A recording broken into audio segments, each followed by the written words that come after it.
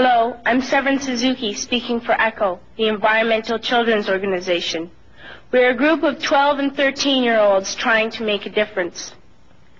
Vanessa Setti, Morgan Geisler, Michelle Quigg, and me. We've raised all the money to come here ourselves, to come 5,000 miles to tell you adults you must change your ways.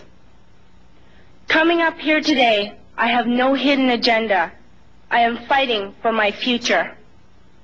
Losing my future is not like losing an election or a few points on the stock market. I am here to speak for all generations to come. I am here to speak on behalf of the starving children around the world whose cries go unheard. I am here to speak for the countless animals dying across this planet because they have nowhere left to go. I am afraid to go out in the sun now because of the holes in our ozone. I am afraid to breathe the air because I don't know what chemicals are in it. I used to go fishing in Vancouver, my home, with my dad, until just a few years ago we found the fish full of cancers.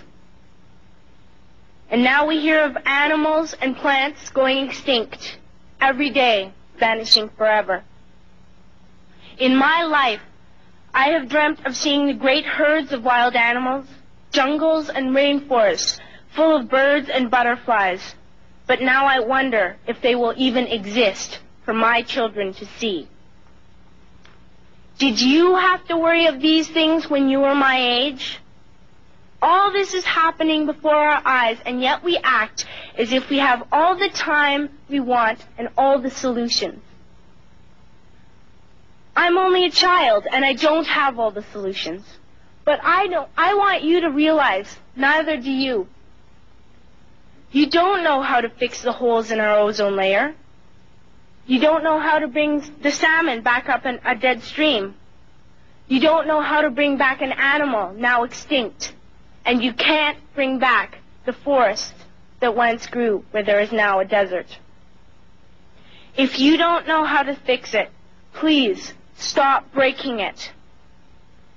Here, you may be delegates of your government, business people, organizers, reporters, or politicians, but really, your mothers and fathers, sisters and brothers, aunts and uncles, and all of you are someone's child.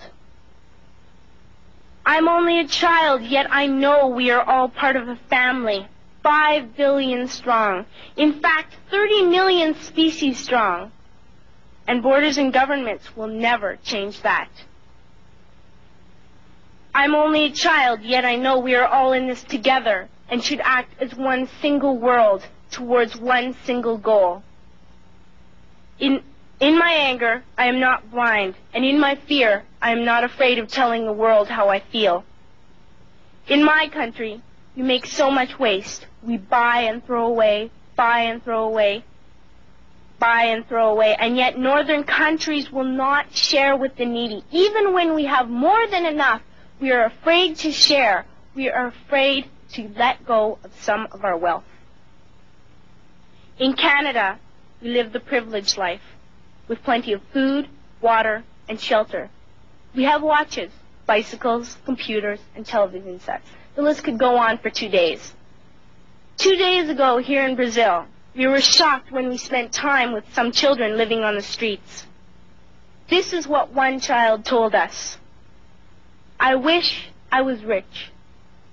And if I were, I would give all the street children food, clothes, medicines, shelter, and love and affection. If a child on the streets who has nothing is willing to share, why are we who have everything still so greedy? I can't stop thinking that these are children my own age, that it makes a tremendous difference where you are born. That I could be one of those children living in the favelas of Rio. I could be a child starving in Somalia, or a victim of war in the Middle East, or a beggar in India. I am only a child, yet I know if all the money spent on war was spent on finding environmental answers, ending poverty, and finding treaties, what a wonderful place this earth would be. At school, even in kindergarten, you teach us how to behave in the world.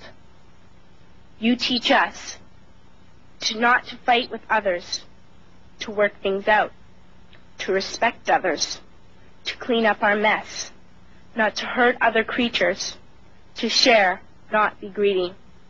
Then why do you go out and do the things you tell us not to do? Do not forget why you are attending these conferences, who you're doing this for. We are your own children. You are deciding what kind of a world we are growing up in. Parents should be able to comfort their children by saying, everything's going to be all right. It's not the end of the world, and we're doing the best we can. But I don't think you can say that to us anymore. Are we even on your list of priorities? My dad always says, you are what you do, not what you say. Well, what you do makes me cry at night. You grown-ups say you love us, but I challenge you, please, make your actions reflect your words. Thank you.